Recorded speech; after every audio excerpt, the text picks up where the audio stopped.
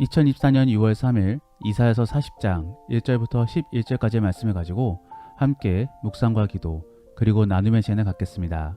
먼저 오늘 본문 말씀부터 함께 듣겠습니다. 너희의 하나님이 이르시되 너희는 위로하라. 내 백성을 위로하라. 너희는 예루살렘의 마음에 닿도록 말하며 그것에게 외치라. 그 노역의 때가 끝났고 그 죄악이 사함을 받았느니라. 그의 모든 죄로 말미암아 여호와의 손에서 벌을 배나 받았느니라 할지니라 하시니라. 외치는 자의 소리여 이르되 너희는 광야에서 여호와의 길을 예비하라. 사막에서 우리 하나님의 대로를 평탄하게 하라.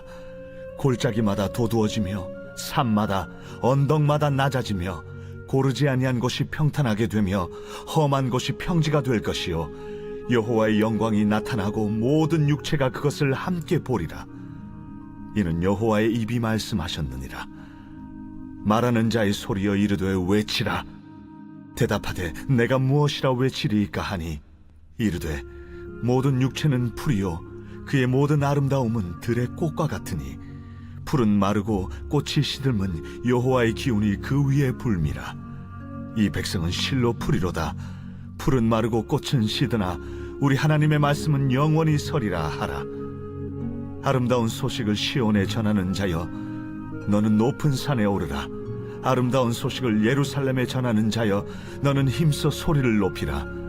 두려워하지 말고 소리를 높여 유다의 성읍들에게 이르기를 너희의 하나님을 보라 하라.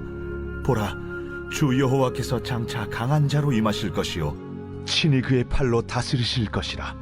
보라, 상급이 그에게 있고 봉이 그의 앞에 있으며 그는 목자같이 양떼를 먹이시며 어린 양을 그 팔로 모아 품에 안으시며 젖 먹이는 암컷들을 온순히 인도하시리로다. 우리 안에 어떠한 어려움이 발생하게 되면은 괜히 모르게 내가 하나님께 어떠한 잘못을 저질렀는가를 생각해 보게 됩니다. 그리고 그러한 어려움이 계속적으로 지속되면은 그러한 생각이 확신이 되게 되고 더욱더 움츠러지게 되는 것입니다. 즉, 영적 디프레스 상태가 되는 것입니다. 오늘 본문의 말씀은 그러한 상황일 때 위로가 되어주고 또 희망이 되어줄 수 있는 그런 말씀입니다. 왜냐하면 오늘 본문의 말씀은 그렇게 말도 많았고 탈도 많았던 그런 이스라엘에게 하나님께서 화해미 품어주는 메시지를 전해주고 있는 그런 말씀이기 때문입니다. 저는 오늘 본문의 말씀을 바라보면서 하나님은 참 츤데레 같으시다 라는 생각을 갖게 되었습니다. 왜냐하면 하나님께서는 이스라엘에게 직접적으로 말씀해 주시지 않으시고 제3자에게 말하는 것처럼 은연히 들려주시기 때문입니다. 오늘 본문의 3절과 6절 그리고 9절 말씀을 살펴보면은 계속적으로 누군가와 대화하는 모습을 보여주고 있습니다. 그래서 3절 말씀에서는 외치는 자의 소리에게 말하고 있으며 6절 말씀에서는 말하는 자의 소리와 대화를 나누고 있는 것입니다. 더불어 9절 말씀에서는 아름다운 소식을 시온에게 전하는 자에게 하나님이 말씀해주고 계십니다. 하나님께서 이러한 형식을 취하고 있는 이유는 이스라엘이 잘못과 또 그 잘못으로 인한 징계 때문에 많이 움츠려 있기 때문입니다. 그러한 분위기들은 이미 이전 장에서 많이 보여주었던 것이지요. 더불어 하나님께서는 이스라엘을 향하여 이 백성이라고 표현하시면서 남남처럼 말씀하셨습니다. 거기서 느껴지는 차가움은 이스라엘로 하여금 어색하고 불편하게 만들었던 것입니다. 하지만 하나님께서는 이제 180도 다른 분위기의 말씀을 전해주고 계십니다. 그래서 1절 말씀을 읽어보면은 너희의 하나님이 이르시되 너희는 위로하라 내 백성을 위로하라 라고 전하시면서 먼저는 위로하라 라고 말씀해주고 계시고 또 그 다음으로는 다시 내 백성이라는 호칭으로 바꾸어 불러주셨습니다. 그만큼 하나님께서는 다시 이스라엘을 품고자 하신 것입니다. 그러면서 그들에게 복음을 전해주고 계십니다. 바로 곧 오실 예수 그리스도에 대한 소식인 것입니다. 그래서 3절 말씀을 읽어보면은 너희는 광야에서 여호와의 길을 예비하라 라고 전해주고 있는 것입니다. 우리는 이 말씀을 들어보면서 광야 속에 있었던 세례 요한이 떠오를 수 있습니다. 그리고 10절 말씀에서는 더 정확하게 복음에 대하여 전해주고 계신데 바로 보라 주 여호와께서 장차 강한 자로 임하실 것이요 친히 그의 팔로 다스릴 것이라 라고 말씀해주고 계신 것입니다. 결국 하나님이신 예수님이 이 땅에 오실 것임을 말씀해주고 계신 것이지요. 여러분들은 이러한 상황들이 머릿속에 그려지고 계십니까? 이스라엘은 하나님께 죄를 저질렀습니다. 그리고 그 덕분에 징계를 받았습니다. 그래서 이제는 하나님과 어색한 관계가 되었습니다. 그런데 그때 하나님께서는 다시 이스라엘에게로 다가와 더 나은 구원을 소개해주고 계신 것입니다. 바로 예수 그리스도인 것이지요. 그러면서 위로를 전해주고 계신 것입니다. 저는 오늘 본문의 말씀을 통하여 이러한 하나님을 경험하였을 때 어떠한 자세와 태도를 취해야 될지를 함께 나누어 보기를 원합니다. 그래서 그를 통해 오늘 하루의 삶을 잘 디자인해 볼 수 있기를 원합니다. 첫 번째로 우리는 받은 은혜를 놓치지 않기 위하여 영적 걸림돌들을 제거해야 되는 것입니다. 오늘 본문의 3절 말씀에서는 외치는 자의 소리여 이르되 너희는 광야에서 여호와의 길을 예비하라 라고 전해주고 있습니다. 그러면서 그 다음에는 사막에서 우리 하나님의 대로를 평탄케 하라 라고도 전해주고 있는 것입니다. 그러면서 4절 말씀에서는 계속적으로 평탄화 작업을 명하고 있는 것입니다. 이제 하나님의 은혜로 이 땅에 예수님이 오십니다. 그리고 오늘날의 우리의 입장에서는 하나님의 은혜로 예수를 믿어 성령님이 우리 안에 내주해주고 계십니다. 그럴 때 우리는 우리 안에 걸려 넘어질 것들을 제거해야 되는 것입니다. 그런데 어찌 보면은 이러한 모습들은 사실 귀한 손님이나 왕을 맞이할 때의 모습이기도 하는 것입니다. 실제로 오늘날의 군대에서도 보면은 군 장성이 부대를 방문하게 되면은 부대는 한바탕 난리가 나게 됩니다. 청소를 하게 되고 미간을 가꾸며 또 부대를 정비하느라 정신이 없게 되는 것이지요. 오늘 본문의 3절과 4절 말씀이 바로 그러한 모습인 것입니다. 결국 우리는 우리 안의 걸림돌들을 제거해야 되는 것입니다. 그렇다면은 우리 안에 걸림돌이라고 할 수 있는 것이 무엇이 있겠습니까? 바로 죄에 대한 유혹입니다. 우리는 구원을 받았고 성화가 되었다라고 할지라도 그것은 하나님의 시점인 것이지 우리 안의 시점에서는 아직 온전한 성화를 이룬 것이 아닌 것입니다. 그러므로 우리는 계속적으로 죄의 유혹들을 받아야 되는 것이며 또 그 유혹들을 이겨내어야 되는 것입니다. 결국 우리 안의 영적 평탄화 작업은 죄의 유혹을 물리치기 위한 노력인 것입니다. 그러므로 끊임없이 기도하고 회개해야 되는 것이지요. 분명 처음에는 죄의 유혹으로 인해 흔들릴 수도 있습니다. 그리고 죄를 지을 수도 있습니다. 하지만 계속적인 회개와 죄에 대한 깨달음이 배척이 있다라고 한다면은 우리는 결국 거룩을 만들어낼 수 있을 것입니다.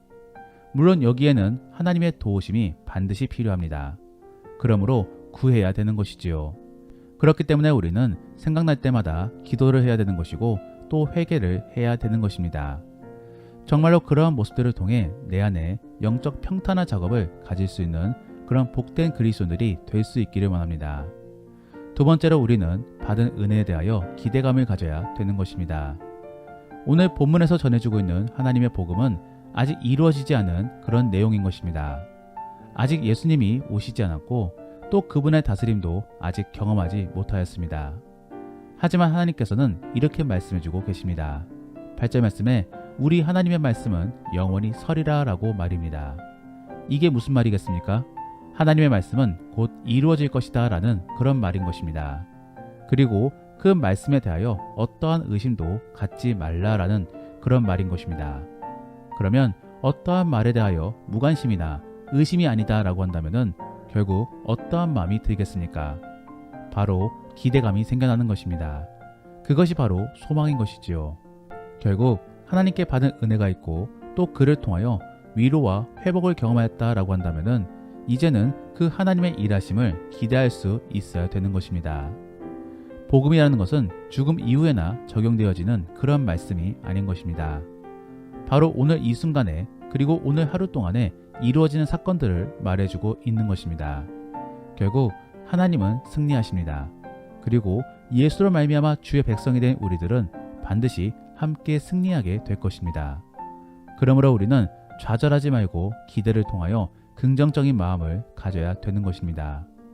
정말로 그러한 복된 그리스도인들이 될 수 있기를 원합니다. 마지막으로 우리는 받은 은혜에 대하여 긍정과 희망의 마음이 생겨났다라고 한다면 이제는 그것을 밖으로 표출해내야 되는 것입니다. 그러므로 결국 전해야 되는 것이지요. 오늘 본문에서도 보면은 계속적으로 외치라 라고 전해주고 있습니다. 즉 표출해야 되는 것입니다. 받은 은혜가 있고 또 소망이 생겨났다라고 한다면은 이제는 기쁜 마음으로 전해주시기를 바랍니다. 그리고 나타내십시오. 어떠한 사람들은 전함에 있어 전도로만 해석하는 부분들이 있기 때문에 부담스러워할 수도 있습니다. 하지만 그렇지 않습니다. 주변의 동역자들과 나누는 것도 전함입니다. 나타내는 것이지요. 그리고 내 스스로에게도 전해보시기를 바랍니다. 어떻게 말이겠습니까? 한번 글로 써보는 것입니다. 하나님께 감사의 편지를 써보시기를 바랍니다. 그것이 곧 감사의 기도문이 될 것입니다. 그러한 모습을 통해 받은 은혜에 대하여 나타내보시고 또 증거해 볼 수 있기를 원합니다. 학자들은 오늘 본문의 말씀을 가지고 이사야의 제2소명장이라고 부릅니다. 왜냐하면 원 이사야의 소명장인 이사야 6장과 비슷한 표현 및 문맥을 가지고 있기 때문입니다. 결국 오늘 본문의 말씀은 그리스도인들의 사명장인 것입니다.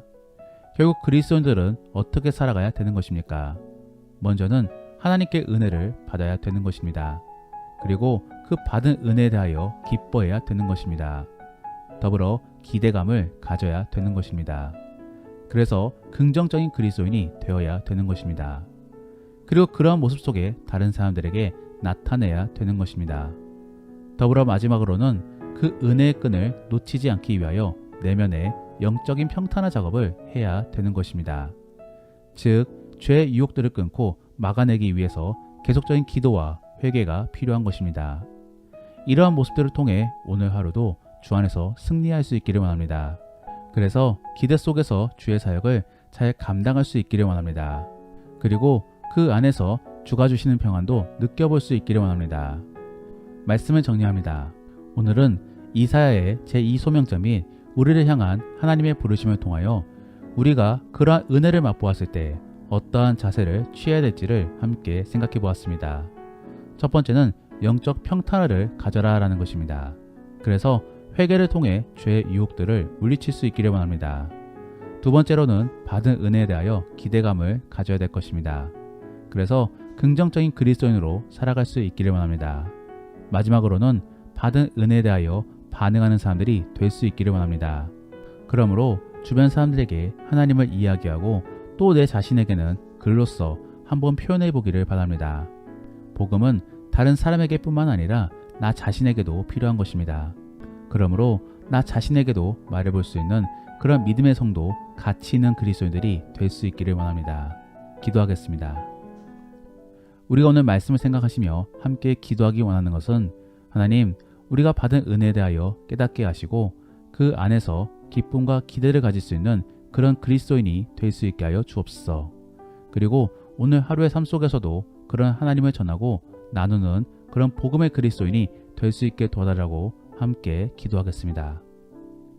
더불어 오늘 본문 말씀을 가지고 믿음의 나눔이나 혹은 가정 예배를 드린다라고 하신다면은 내 안에 영적인 걸림돌들은 무엇이 있을지를 한번 나누어 보시기를 바랍니다. 그리고 최근에 나눈 복음에 대한 이야기가 있다라고 한다면은 어떠한 이야기들을 나누었는지를 함께 나누어 보시기를 바랍니다. 그러면 이제 주님과 함께 깊은 대화의 시간을 갖겠습니다. 오늘 하루도 주 안에서 승리하시기를 바랍니다.